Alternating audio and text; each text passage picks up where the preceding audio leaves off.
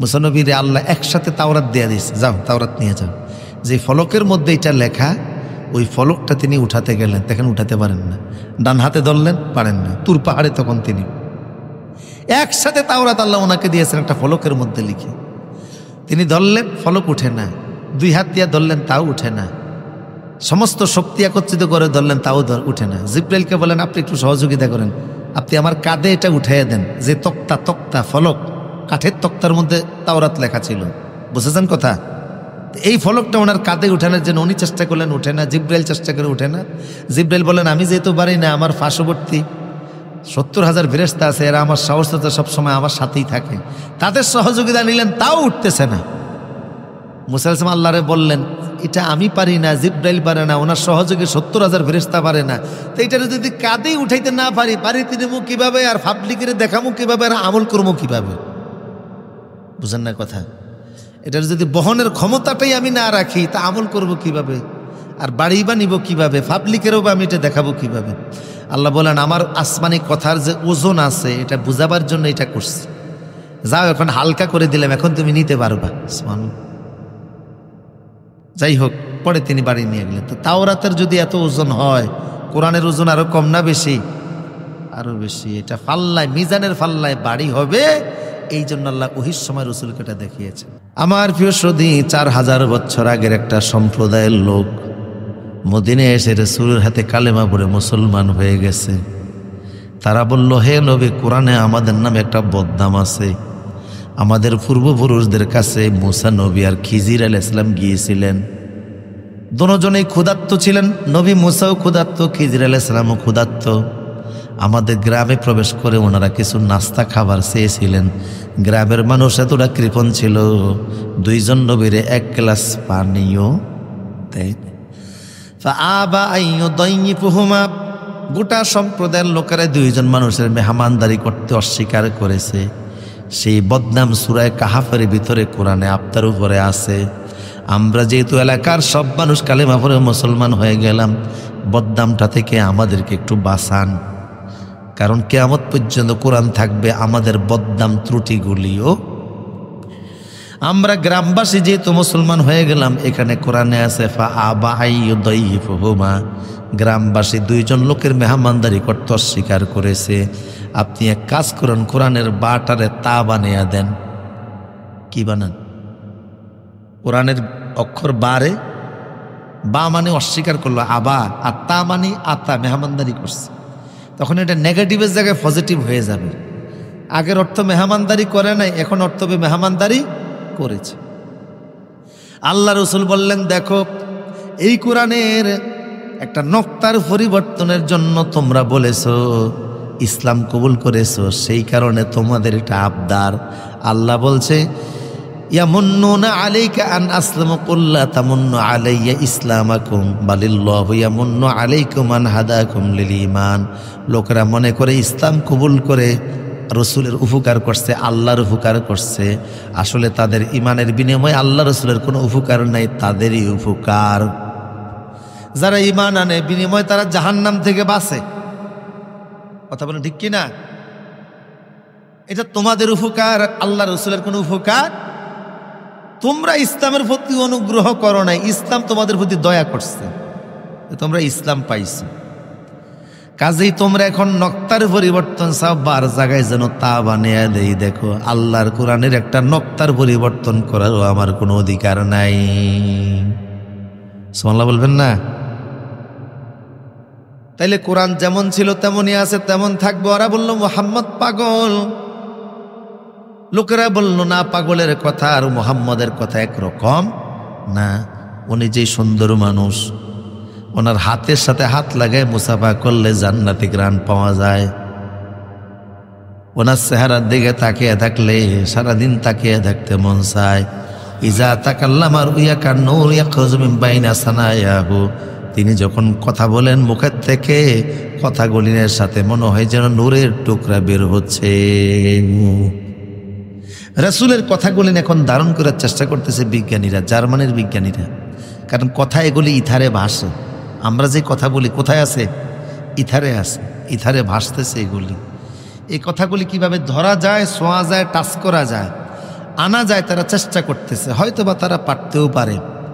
রাসূলের মুখ থেকে সরাসরি শব্দগুলি যে আওয়াজে বের হয়েছে, সেই কথাগুলি না জানি কতটা সুন্দর ছিল, কতটা মধুর ছিল। তিনি যখন কোরআন তেলাওয়াত করতেন, যার উপর কোরআন এসেছে তার কণ্ঠে তেলাওয়াত, এটা না জানি কতটা হৃদয়ের ভিতরে আন্দোলন সৃষ্টি করত।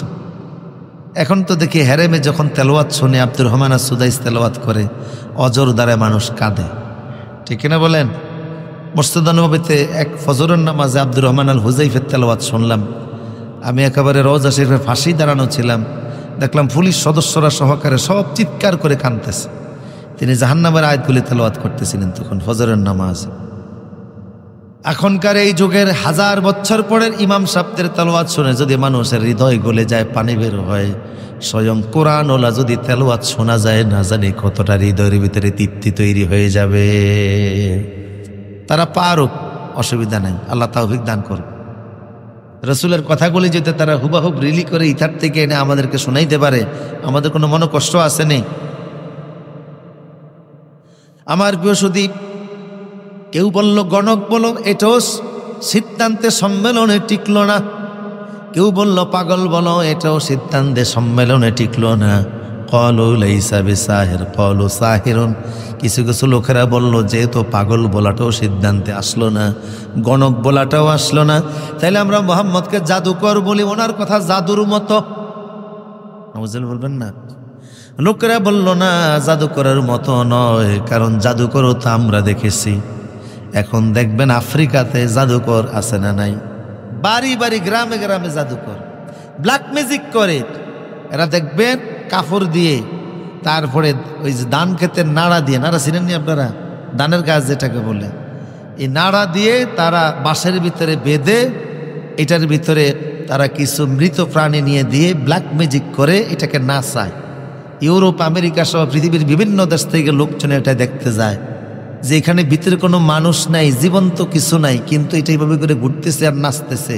কোন শক্তির বলে? এটা ব্ল্যাক ম্যাজিক। এই শিক্ষা ভারতেও এখন শুরু হয়েছে, এই দেশেও কিছু লোকেরা আনার চেষ্টা করতেছে ব্ল্যাক ম্যাজিক। এটার উপর বিশ্বাস করলে ঈমান থাকবে, কুফরি কালামের মাধ্যমে মানুষ এগুলি করে থাকে। এই তারা বলল যে মুহাম্মদের কথা জাদুকরের মতো। অন্যান্য লোকেরা বলল না, এটাও টিকব না। মুহাম্মদকে জাদুকর বলল, মার্কেটে খাবে না, জনগণ নিবে না। কারণ তোমরা একটা কথা বললে জনগণ যদি না নেয়, এই কথার কোনো দাম থাকবে না। এক পর্যায়ে জনগণই তোমাদেরকে মিথ্যাবাদী বলে দেশ থেকে তাড়াবে। এমন কথা যদি বলো যে যুক্তির সাথে যায় না, তখন ফাবলিকই তোমাদেরকে সাইজ করে নেতাগিরি ছুটিয়ে দিব। তারা সবাই কেউ একমত হতে পারল না। মুহাম্মদকে কি বলা যায় এই প্রশ্নে কেউ একমত হতে পারল না। ফাতাফাররাকাল মুশরিকুনা আলা যালিক ফাবালাগা যালিকান নাবিয়্যা সাল্লাল্লাহু আলাইহি সাল্লাম। সিদ্ধান্ত, মুশরিকরা কোনো সিদ্ধান্ত নিতে পারল না। সিদ্ধান্তহীনতায় সেদিনের মতো মজলিস মুলতবি হয়ে গেল, সংসদের মিটিং তাদের শেষ হয়ে গেল, সবাই চলে গেল, কিন্তু সংবাদ আর তাদের সেই মন্ত্রণালয়ে থাকলো না, আল্লাহ নবীর কান পর্যন্ত চলে গেল। রসুল ব্যথিত হলেন, কষ্ট পাইলেন। আহারে, কয়দিন আগেও এই লোকগুলো আমার এত ভালোবাসত, এত মহাব্বত করত, আমি ছিলাম এদের চোখের মণি, আমি ছিলাম এদের নয়নের মণি, আমি ছিলাম এদের মাথার তাজ। অথচ সেই লোকগুলি আজকে তাদের সর্বোচ্চ মন্ত্রণালয়ে বসে আমার বিরুদ্ধে সিদ্ধান্ত নেয়। কেউ আমাকে গণক বলতে চায়, কেউ আমাকে কবি বলতে চায়, কেউ বা আমাকে পাগল বলতে চায়, কেউ বা আমাকে জাদুকর বলতে চায়। আল্লাহর নবী এহেন পরিস্থিতিতে একটা চাদর মোড়ো দিয়ে একটু শুয়ে পড়লেন। মনে বড় কষ্ট, মনে বড় ব্যথা, চোখে ঘুম নাই। এই অবস্থায় তিনি চাদর মুড়ে দিয়ে যখন শুয়ে রইলেন, তাৎক্ষণিক আল্লাহ পাক ইয়া আইয়ুহাল মুজাম্মিল বলে নবীর একটা ডাক দিলে। আল্লাহ নবীকে বলতেছেন, ইয়া আইয়ুহাল মুজাম্মিল কুমিল লাইলা ইল্লা কলিলা। সুবহানাল্লাহ বলবেন না? সেই সময়টা ছিল রাত্রিবেলা। কোন সময়? ধরেন যে মাগরিবের পর হবে, রাসূল ঘুমিয়ে আছে, আল্লাহ ডাক দিচ্ছে ইয়া আইয়ুহাল মুজাম্মিল। ইয়া মোহাম্মদ বলে ডাক দিতে পারতেন, না দিয়ে বলছে ও চাদরওয়ালা, চাদর গায়ে দিয়ে আপনি শুয়ে আছেন, মুজাম্মিল কাপড় আবৃত হয়ে শুয়ে আছেন। হে চাদরওয়ালা, সুবহানাল্লাহ বলবেন না? ডাকটা মহব্বতের না? এই ডাকের ভিতরে স্নেহ আছে, ভালোবাসা আছে, মায়া আছে, বন্ধুত্ব আছে, মহাব্বত পরিপূর্ণ আছে। ডাক দিলেন, ইয়া আইয়ুহাল মুজাম্মিল, হে চাদরওয়ালা, হে চাদরওয়ালা, চাদর মুড়ি আপনি শুয়ে আছেন।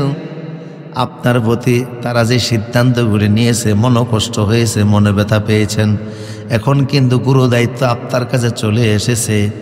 আপনার সামনের বিশাল বড় দায়িত্ব আছে, এই দায়িত্ব আপনার পালন করা লাগবে। এই জন্য শুয়ে থাকলে চলবে না, কম আপনি দাঁড়ান। সুবহানাল্লাহ। আল্লাহ রাসূল কি করতে বলে? কি করবেন? দাঁড়ায় কুমিল লাইলা। এই লাইলুন শব্দের আগে আলিফ লাম আছে, এটা মারেফা, এই হিসেবে বোঝা যায়। আল্লাহ বলতেছেন দাঁড়ান, সারাটা রাত ইবাদতের মধ্যে কাটান। ইল্লা কলিলা, তবে শরীরের তো একটু আরামের দরকার আছে, একটু ঘুমায়েন। নিসবাহু আও ইনকুস মিনহু কালিলা, অথবা অর্ধেকটা রাত আপনি ইবাদতের মধ্যে কাটান, আর অথবা যদি তার থেকে কম করতেছেন একটু করেন। তার মানে হলো যে দিন রাত মিলিয়ে 24 ঘন্টা, তো 12 ঘন্টা দিন, 12 ঘন্টা রাত। রাতের 12 ঘন্টার অর্ধেকটা মানে 6 ঘন্টা আপনি টোটাল ইবাদতে কাটান। আবার যদি মনে করেন 6 ঘন্টার জায়গায় একটু বাড়ে 8 ঘন্টা, 9 ঘন্টা, 10 ঘন্টা করবেন বা 12 ঘন্টায় করবেন, তাও আপত্তি নেই। আবার যদি মনে করেন 6 ঘন্টার সাথে একটু কমিয়ে 5 ঘন্টা, 4 ঘন্টা করবেন, তাও আপত্তি নাই। আপনি করেন, তবে রাতের প্রত্যেকটা রাত ইবাদতের মধ্যে কাটান। আরো জোরে বলুন। এবং এটা রাসূলের জন্য ওয়াজিব ছিল। তাহাজ্জুদের নামাজ রাসূলের জন্য ওয়াজিব ছিল, তিনি এটা করতেন। রাসূলের এই দেখা দেখি সাহাবে কেরাম এই আমলটা শুরু করলেন। সবাই মিলে রাত, সারাটা রাত, কোনো বর্ণনায় আসছে 1 বছর টোটাল পুরাটা রাত ইবাদতে কাটাইছেন। আচ্ছা, প্রত্যেক দিন যদি সন্ধ্যার ভোর থেকে ফজর পর্যন্ত এইভাবে করে দাঁড়িয়ে দাঁড়িয়ে ইবাদত করে, কতক্ষণ আপনি পারবেন? কতটুকু সম্ভব? সাহাবায়ে কেরাম এটা শুরু করলেন। আইয়াতরুকার মুজতাজাম্বুলা ওয়া তাওয়াত্তা ফিল লাইলি, রাতের ভিতর থেকে ওনারা দাঁড়ানো শুরু করে দিলেন। হাদিস সাক্ষী, যখন সাহাবায়ে কেরাম এইভাবে করে দাঁড়ানো শুরু করে দিল, পরিস্থিতি এমন হয়ে গেল ওনাদের পা ফুলে যাইতে লাগলো। রসুল বলতেন, সকালবেলা আয়েশা সিদ্দিকা বলতেন রসুল পায়ের ভিতরে জুতা প্রবেশ করাতেন, কিন্তু জুতার ভিতরে পা ঢুকতো না, পা ফুলে গেছে। পায়ের ভিতর থেকে পানি বের হতো, সারা রাত দাঁড়িয়ে থাকার কারণে এতটা পা ফুলে গেছে। সাহাবায়ে কেরাম আমল করা শুরু করেছে। কেউ বলছেন এটা 1 বছর ছিল, কেউ বলেছেন এটা মক্কা 10 বছর ছিল। এমন কষ্ট যখন সাহাবায়ে কেরাম করতে লাগলেন, আল্লাহ সাহাবীদের প্রশংসায় বললেন, শোনো, তাতাজাফা জুনুবুহুম আনিল মাদাজি, আমার একদল এমন প্রিয় বান্দা আছে বিছানার থেকে রাত্রিবেলা পিঠটাকে আলাদা করে নেয়। এদের প্রশংসা আল্লাহ করলেন। রাতে রাতে এরা বিছানা থেকে শরীরটাকে আলাদা করে নেয়। ইয়াদউনা রাব্বাহুম খাউফাও, আল্লাহর ভয়তে তারা আল্লাহকে ডাকতে থাকে। সুবহানাল্লাহ। এই অবস্থা যখন চলতে লাগলো, এই সূরার শেষ দিকের কিছু আয়াত নাজিল করে আল্লাহ তখন বলে দিলেন, ঠিক আছে, এখন তোমরা একটু যদি কম করতে চাও তাইলে অসুবিধা নাই, আমি আল্লাহ এখন তোমাদের জন্য ঐচ্ছিক বানিয়ে দিলাম। কিন্তু প্রাথমিক পর্যায়ে এটা লাজেম বলছিল, সেই জন্য রসুল এইভাবে করে ইবাদত বন্দেগী করতেন। আল্লাহ বলছেন, আউজিদ আলাইহি ওয়ারাতিলিল কুরআনা তারতিলা। নবী হে, সামনে বিশাল বড় দায়িত্ব আপনার কাছে। এই সমাজে, যেই সমাজে আপনি এসেছেন, সেই সমাজ গুণে ধরা সমাজ, ভঙ্গুর সমাজ, শিরকের সমাজ, মূর্খতার সমাজ, জুলুম নির্যাতনের সমাজ। এই সমাজকে এখন পরিবর্তন করে শান্তিময় করা লাগবে। এই জন্য বিশাল বড় দায়িত্ব দিয়ে আপনাকে পাঠিয়েছি। এখন ইসলামের এই প্রাথমিক যুগে আপনারে 7টা জিনিসের ট্রেনিং দেওয়া লাগবে। সুবহানাল্লাহ। এই 7 জিনিসের ট্রেনিং দেওয়ার মাধ্যমে আপনি পরিপূর্ণরূপে ইসলামকে জমিনে প্রতিষ্ঠিত করতে পারবেন। সুবহানাল্লাহ। কয় জিনিসের ট্রেনিং? 1 নাম্বার হলো রাত্রিবেলা যখন তাহাজ্জুদ পড়বেন, ওয়ারাতিলিল কুরআন তারতিলা, তখন রাত্রিবেলা দাঁড়িয়ে দাঁড়িয়ে তারতিল সহকারে আমার কোরআন তেলাওয়াত করেন। তারতিল সহকারে কোরআন পড়েন। তারতিল মানে হলো আস্তে আস্তে, ধীরে ধীরে, ধারাবাহিকভাবে সুন্দর করে আপনি কোরআন পড়েন। তাড়াহুড়া করবেন না কোরআন পড়তে গিয়ে, আস্তে আস্তে পড়ুন, আয়াত আয়াত পড়ুন, কারণ এর মাধ্যমে আল্লাহ বারাকা দিবেন। কিছু মানুষ আছে তাড়াতাড়ি কোরআন পড়ে, আছে না নাই? কথা বলেন, আছে না নাই? আস্তে আস্তে পড়া। রসুল কেমনে পড়তেন? হযরত উম্মে সালামা রাদিয়াল্লাহু তাআলা আনহাকে সুইলাত আন কিরাআতি রাসূলিল্লাহি সাল্লাল্লাহু আলাইহি সাল্লাম, রাসূলের স্ত্রী উম্মে সালামাকে জিজ্ঞেস করা হলো, রসুল নামাজের ভিতরে তাহাজ্জুদে 5 ওয়াক্ত নামাজে কিভাবে কেরাত পড়তেন? ফাকালাত, তিনি বলতেন, কানা ইয়াক্তাউ কেরাতু আয়াতান আয়াতান, আল্লাহর নবী একে এক আয়াত করে কোরআন তেলাওয়াত করতেন। তিনি পড়তেন আলহামদুলিল্লাহি রাব্বিল আলামিন আর রহমানির রহিম মালিক ইয়াউমিদ্দিন, থেমে থেমে একায়াত করে পড়তেন। সুবহানাল্লাহ। আবার অন্য আনাস রাদিয়াল্লাহু তাআলা আনহু হাদিসে আসছে, সুইলান কিরাতিন নবী সাল্লাল্লাহু আলাইহি সাল্লাম, হযরত আনাসকে আল্লাহর নবীর নামাজের তেলাওয়াত সম্পর্কে জিজ্ঞেস করা হলো, তিনি বলতেন, ফাকালা মাদ্দা সুম্মা ক্বারা বিসমিল্লাহির রহমানির রহিম, টানিয়া টানিয়া রাসূল পড়তেন, লম্বা সময় নিয়ে পড়তেন। সুবহানাল্লাহ বলবেন না? আমাদের দেশে দেখা যায় তারাবির নামাজে মানুষ মনে করে তারাবির নামাজ মানে তাড়াতাড়ির নামাজ, যে যত তাড়াতাড়ি করতে পারে, কোন দিক দিয়ে রুকু দেয়, কোন দিক দিয়ে সেজদা দেয়, আল্লাহ ভালো জানে। ঠিক না বলেন? এক জায়গায় আমাদের এক এলাকায় এক ইমাম সাহেব তারাবির নামাজ পড়াইতে গিয়ে 36 রাকাত পড়াইছে। তো লোকেরা বলল যে, কিছু লোকেরা বলে 8 রাকাত, কেউ বলে 20 রাকাত, আপনি 36 রাকাত, এটা তো কোথায়ও নাই। 8 রাকাত নিয়ে কিছু শ্রেণীর মানুষ টানাটানি করে, কেউ 20 রাকাত বলে, আপনি 36 রাকাত বলে যে আমার শরীরটা ভালো না, আগামীকাল আসতে পারি কিনা জানি না, এই জন্য একটু আগে রেখে গেলাম। তারাবির নামাজ, তারাবিহ মানে হচ্ছে আস্তে আস্তে ধীরে ধীরে আরামের সাথে পড়ে। আমার প্রিয় সুদীপ, রাসূলুল্লাহ বলেছেন, যারা দুনিয়াতে ধীরস্থিরভাবে আস্তে আস্তে কোরআন পড়বে, কিয়ামতে আল্লাহ যখন জান্নাত দিবেন, তাদেরকে আল্লাহ বলবেন, ইকরা ওয়ারতাকি ওয়ারাতিল কামা কুনতা তুরাতিল ফিদ দুনিয়া ফাইন্না মানজিলাতাকা ইনদা আখিরাতিন তাকরাউহা, তুমি আমার জান্নাতের ভিতরে এক এক সিঁড়ি অতিক্রম করো, আর দুনিয়াতে তারতিল সহকারে এক আয়াত করে যেইভাবে পড়তা, সেইভাবে পড়তে পড়তে উপরের দিকে উঠো। জান্নাতের যেই জায়গায় গেলে তোমার তেলাওয়াত শেষ হয়ে যাবে, জান্নাতের ওই বাড়িটা তোমার জন্য বরাদ্দ হয়ে যাবে। ধীরস্থিরভাবে পড়লে এই বাড়িটা পেয়ে যাবেন। আল্লাহ রসুলকে প্রথম নির্দেশ দিলেন, এক আয়াত করে আস্তে আস্তে পড়ুন। ইবনে আব্বাস বললেন, কেন আল্লাহ এই কথা বললেন?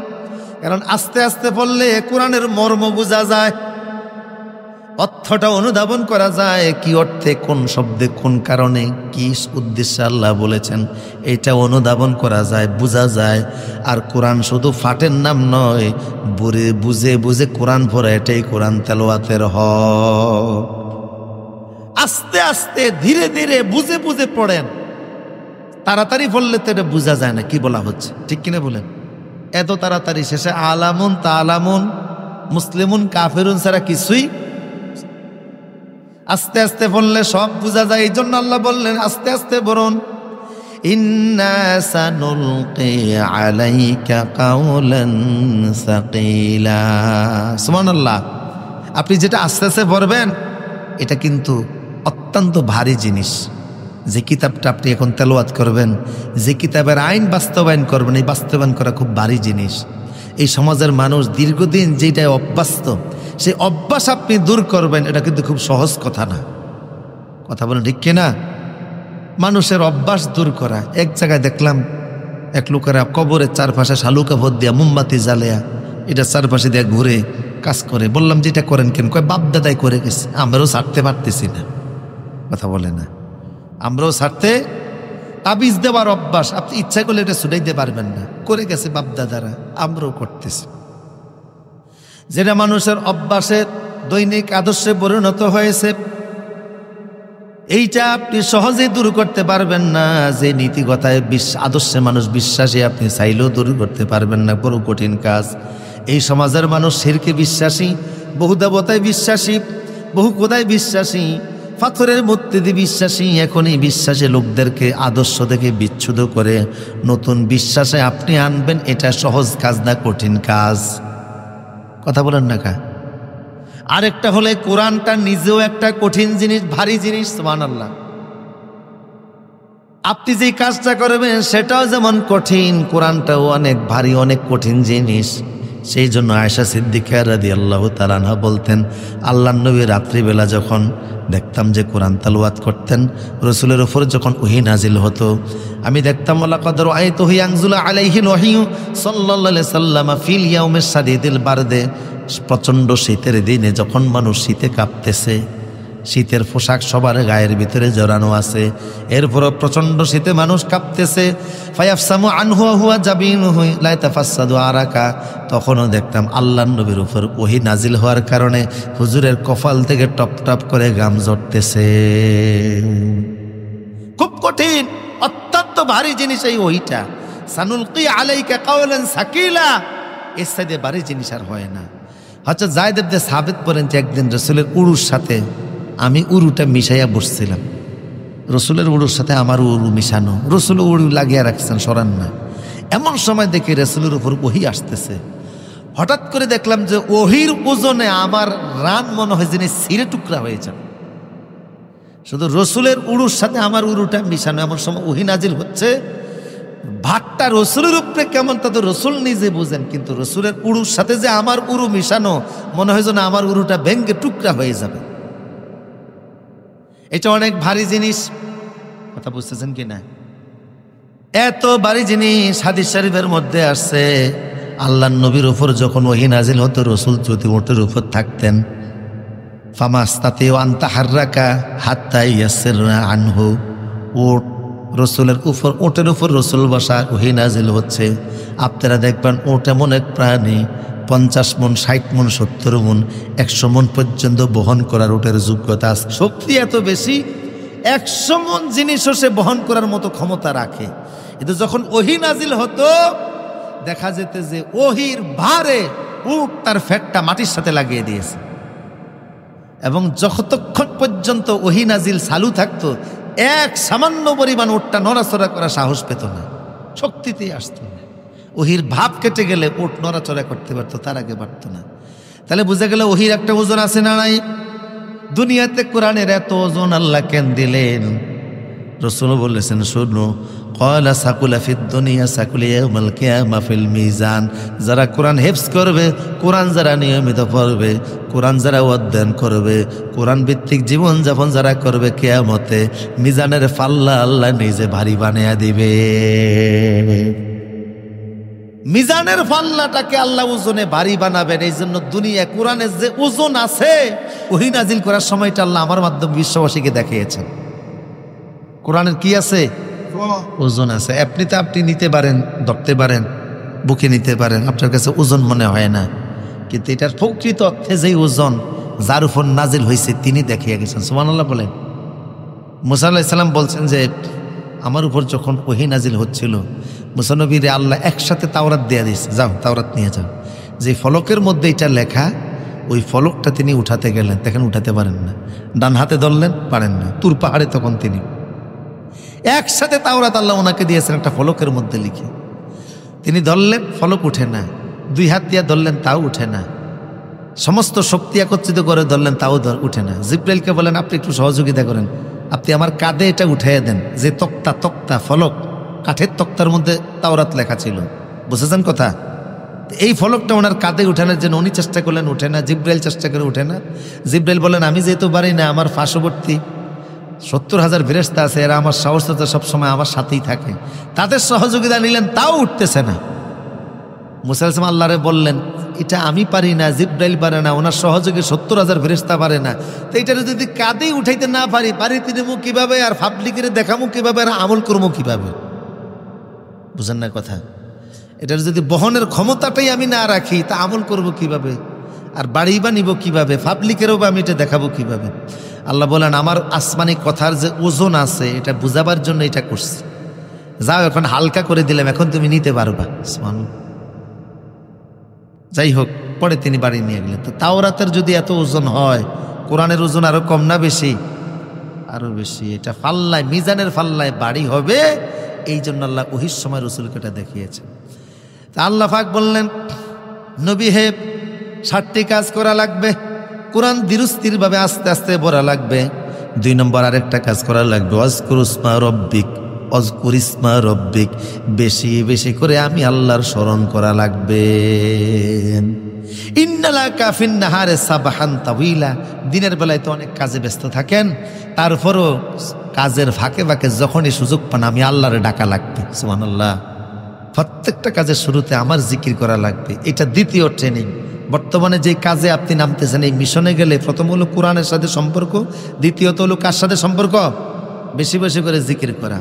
3 নাম্বার হলো ফাত্তাখিযহু ওয়াকিলা, রব্বুল মাশরিকি ওয়াল মাগরিবি লা ইলাহা ইল্লা হুয়া ফাত্তাখিযহু ওয়াকিলা। 3 নাম্বার হলো উকিল হিসাবে আমি আল্লাহই একমাত্র আপনার জন্য যথেষ্ট থাকবো। আমি ছাড়া কাউরে উকিল নেওয়া যাবে না। উকিল বুঝেন তো আপনারা, আমরা যখন মামলা মোকদ্দমায় কোনো ঝামেলায় পড়ি কার কাছে যাই? উকিলের কাছে ফাইলপত্র দিয়া বলি যে আমার সমস্ত দায়ী দায়িত্ব আপনার হাতে, এখন আর আমার হাতে কোনো কাজ নাই, যা করবেন আপনি, আমি আপনার হাতে সুপর্দ করলাম। আল্লাহ বললেন, নবী হে, এখন যে এই সমস্ত কথাবার্তা এরা যা বলা শুরু করছে, দাওয়াতের মাত্র প্রাথমিক অবস্থা, এখনই পাগল বলে, গণেক বলে, জাদুকর বলে প্ল্যান প্রোগ্রাম করতেছে, সামনে আরো মাইর আসতে পারে, কথা বলে না, জেল জুলুমের বিষয় আসতে পারে, হত্যার সিদ্ধান্ত আসতে পারে। আপনি কোনো টেনশন করবেন না, সমস্ত বিষয়ের জন্য উকিল হিসাবে আমি আল্লাহ আছি, সব আমার উপর ছেড়ে দেন। উকিলকে আমি যেহেতু উকিল হয়েছি, আপনার আর কোনো টেনশন নাই। এরপরে আবার বললেন অসবির আলা মা ইয়াকুলুনা, ওরা যা বলে ধৈর্য ধারণ করবেন। 4 নম্বর পরামর্শ, গাবড়ে যাবেন না, ওদের কথার কারণে, তির্যক কথার কারণে দাওয়াত ছেড়ে দিবেন না, ময়দান ছেড়ে দিবেন না। অসবির আলা মা ইয়াকুলুনা, আপনি ধৈর্য ধারণ করবেন। 5 নম্বর। 6 নম্বর আল্লাহ বললেন ওয়াহজুরহুম হাজরান জামিলা, আর ওরা যা বলে ভদ্রতার সাথে এড়িয়ে যায়েন।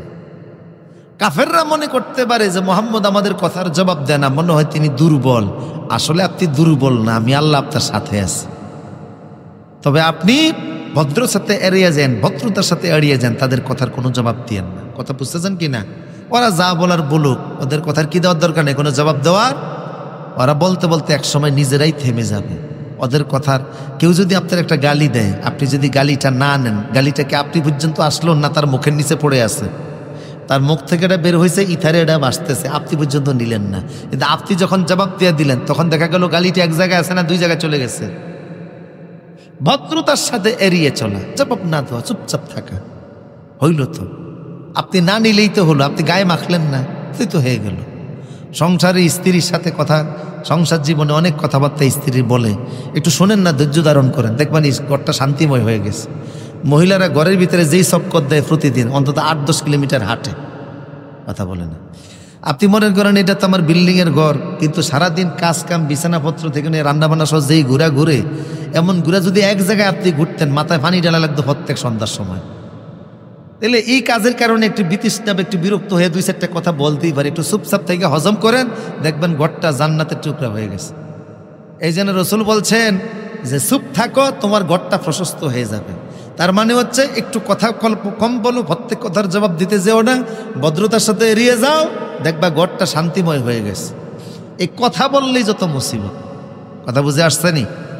শেষ আল্লাহ রসুলকে বলছেন ওয়াজারনি ওয়াল মুকাজ্জিবিনা উলিন নি'মাতি ওয়া মাহকিলহুম কালিলা, আর ওদের মোকাবেলায় এই মিথ্যাবাদী সম্পদশালী এরা, বিশাল বড় সম্পত্তির মালিক, নেতা, অনেক কিছু নিজেদেরকে দাবি করে, এদের মোকাবেলায় আপনি আমারে ছেড়ে দেন, আমি আল্লাহ এদের আগাগোড়া দেখে নেব।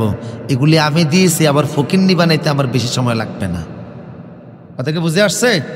ইসলামের দাওয়াত দেওয়ার ক্ষেত্রে রসুলের এই 7টা পরামর্শ দিলেন, রসুল এগুলো অনুসরণ করলেন, আল্লাহ যেভাবে বলছেন সেভাবে ইসলাম কায়েম হয়ে গেল। সুতরাং দিন যারা প্রতিষ্ঠা করতে চায়, এই গুণাবলীগুলি তাদের মধ্যে আসতে হবে। কথাকে বুঝে আসছে? আল্লাহ আমাদের সবাইকে তৌফিক দান করুন।